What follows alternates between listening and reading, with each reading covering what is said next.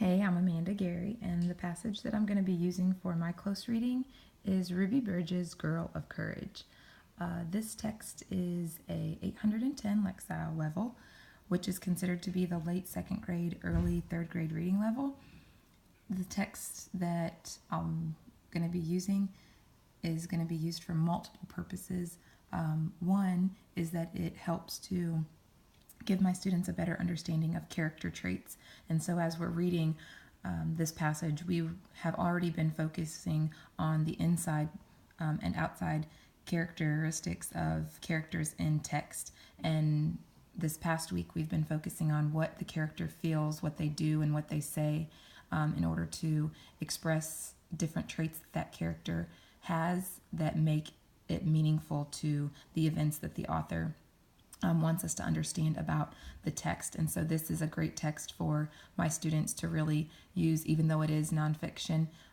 It also ties into what I want to be using for my opinions writing, which recently we've been writing letters about characters based on the things that they do in the text that we're reading, favorite parts of the characters, being able to support it with evidence from the text that the author gives us, whether it be a picture, whether it be the title, whether it be just our favorite part or picture of the illustration that really draws that character's trait out for us to understand that this is what this character is like in the text.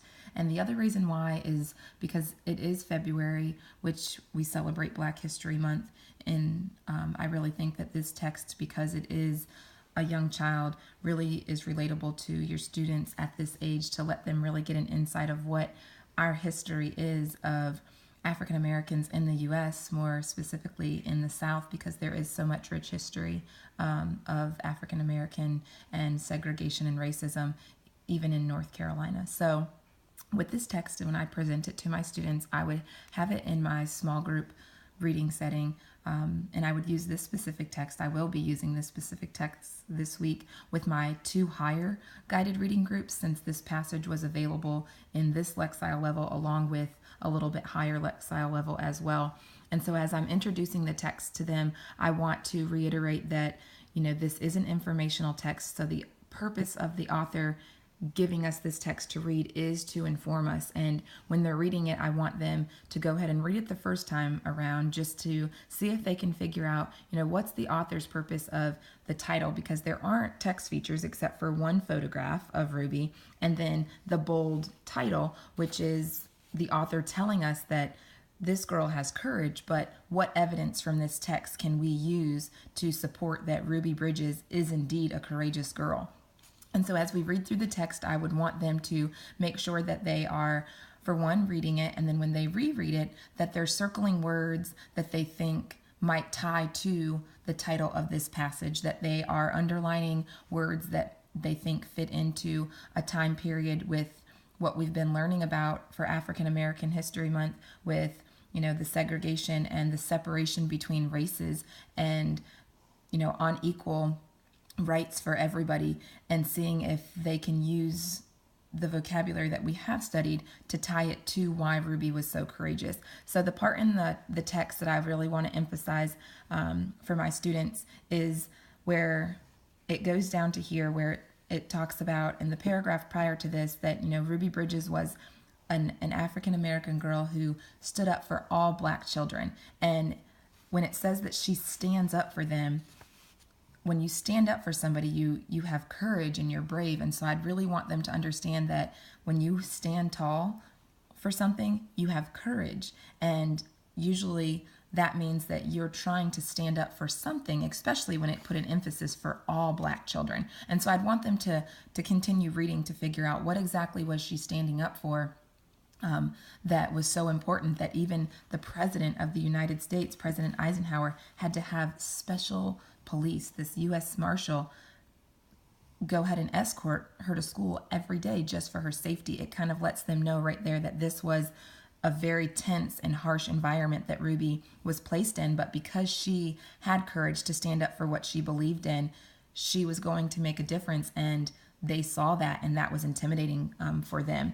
So another part to focus on as we read, and I'd want them to pay close attention to is that when the U.S. Marshal speaks of Ruby, it's very, vivid on what he's saying that really supports this author's title and supports the idea that we're looking to figure out why is this author saying that she is a girl of courage, which is a huge character trait for her. And he said Ruby stood tall.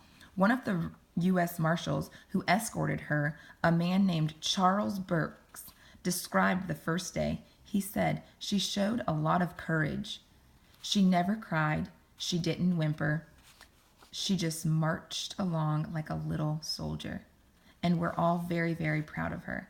That right there supports everything that the author is saying. And I think I would want them there to realize that her being brave meant that she was standing up for what she believed in, even though the environment wasn't ideal for what a 6-year-old environment should be at that time. And that we can make that connection to the world we live in now versus the world that Ruby had to grow up in. And as they read through the text more, I want them to be able to identify even more what are other ways to support the character trait of Ruby being courageous. How does the author use the paragraphs to make sure that he or she who wrote this comes back and stresses the importance of these are the events and the things that Ruby did to make her courageous. And I would have my students then use that to support their thinking with, what was the main idea of this? How does the author use this passage alone to support that Ruby is indeed courageous?